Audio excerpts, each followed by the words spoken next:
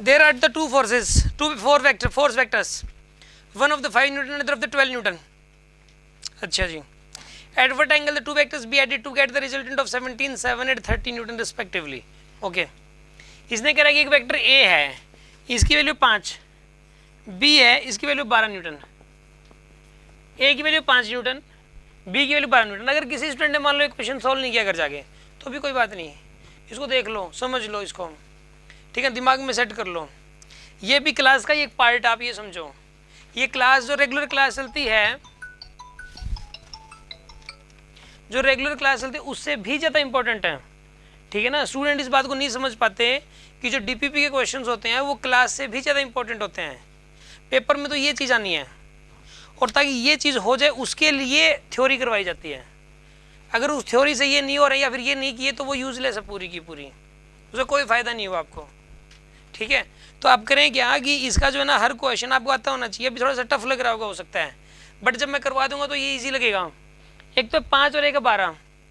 अब ये कह रहा है कि इसका जो रिजल्टेंट है वो 17 लेके आना है, 7 लेके आना है और 13 लेके आना है.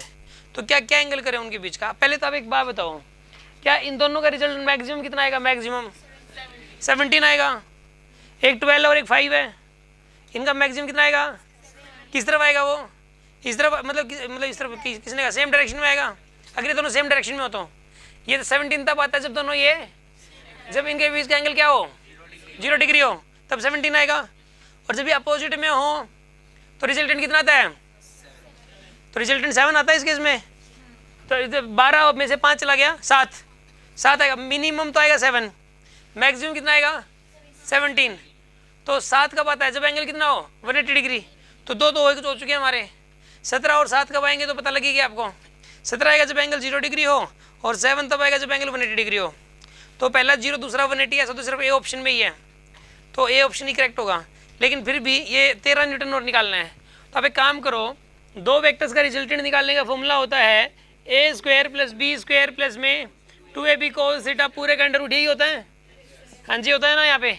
अब ऐसा करो, आप ए की वैल्यू पुट करो 5, ए की वैल्यू पुट करो 5, बी की वैल्यू क्या पुट करोगे 12, प्लस में 2a की वैल्यू फिर से 5 और b की वैल्यू 12 इंटू में cos थीटा. और यहाँ पे आ जाएगा रिजल्टेंट कितना बताइए, 13 चाहिए था, 13, ठीक है ना. एक काम करो, दोनों तरफ स्क्वायरिंग कर दो, तो यहाँ पे 13 का स्क्वायर हो जाएगा, और इसका अंडर रूट का स्क्वायर करोगे तो अंडर रूट घट जाएगा, अंडर हट जाएगा इसका. अब 13 मल्टीप्लाई बाय 13 कितना होता है ये 169, ये होता है 25 और ये होता है 144, ठीक है ना. 12 का स्क्वायर 144 याद कर लो आप, बार बार फिजिक्स में जरूरत पड़ेगी. 12 का स्क्वायर याद ही कर लो, एट ए टाइम सोल्व नहीं करना आपको, याद है ना आपको, बस जैसे बार बार करते करते याद हो गया होगा. और 13 का स्क्वायर होता है 169. ये एक अच्छे बच्चे को तो हमेशा ये वाली वैल्यूज याद ही रहती हैं, ठीक है ना. अब उसके बाद देखो यहाँ पे कितना है, ये 120 cos थीटा. यहाँ पे ये जो 169 है, और ये भी कितना होगा यहाँ पे 169 प्लस में 120 cos थीटा.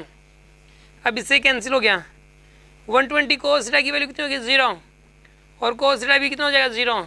थीटा कितना होगा यहाँ पे 90 डिग्री. समझ आ गई ना बात अब आपको. इसमें theta equal to 90 degree answer आएगा.